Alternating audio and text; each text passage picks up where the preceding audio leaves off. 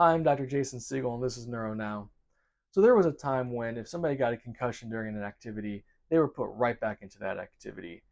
If you've seen our other videos, you would know that repeated head injuries and concussions, especially in a short period of time, is very bad for the brain and can make recovery much more difficult. Then the pendulum swung in the other direction. When I was going through training, there were even recommendations that patients with concussions need a strict bed rest, even up to a week without any activity. Then we learned that that's not necessarily good for brain recovery either. So, like many things, the truth lies in the middle. What I want to do with this video is talk about concussion recovery and the topic of post-concussion syndrome. Recovery may be slow in older patients, teens, young children, and people with previous TBI. But regardless, a structured protocol is necessary for optimum recovery. Such protocol relies on these points. Number one, avoiding further injury. This is the top priority. You should be removed from any activities that could risk repeat head injury. Two, symptom identification. Are the symptoms headaches, mental fogginess, dizziness, etc.? Identification of triggers.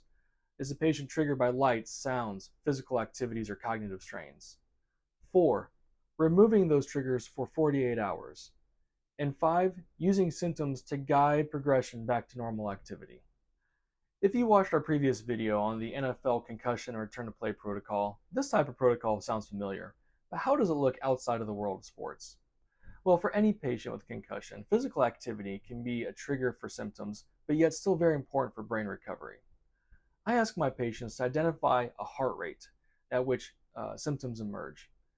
Then I ask them to perform 3 to 4 times a week for about 20 minutes physical activity that gets their heart rate to about 80% of that threshold.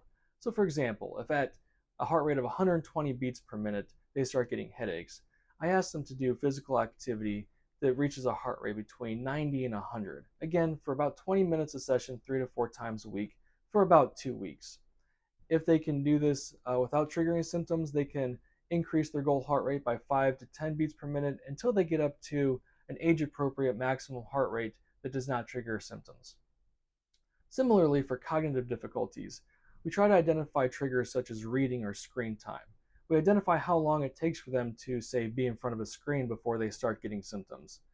Then we have them 3 times a day do that activity for about 80% of the time it takes to get the symptoms.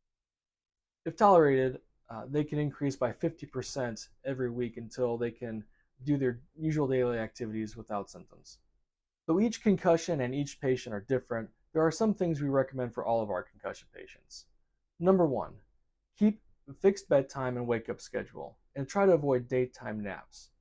2, eat well-balanced meals and limit caffeine, tobacco, alcohol, and artificial sweeteners, and avoid herbal or dietary supplements or energy products.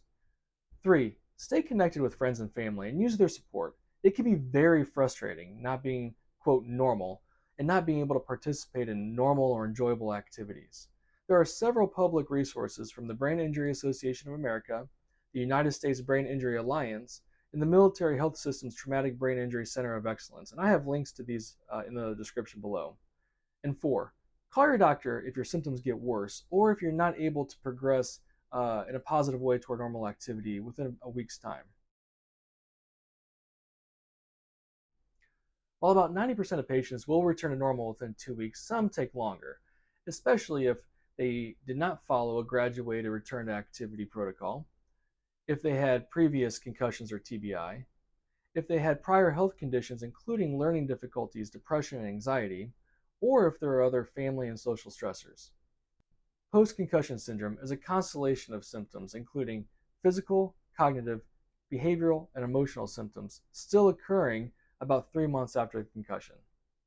Symptoms can also include headache, fatigue, vision change, imbalance, dizziness, insomnia, difficulty concentrating, and neuropsychiatric symptoms like depression and anxiety. We don't completely understand why some people get post-concussion syndrome and some don't. There's not even a clear link between the degree of severity of head injury and the likelihood of getting post-concussion syndrome. Because there are so many symptoms and the presentation can be so variable, there's no single pill or procedure that we have that can cure or treat post-concussion syndrome, and really management is focused on every individual's symptoms.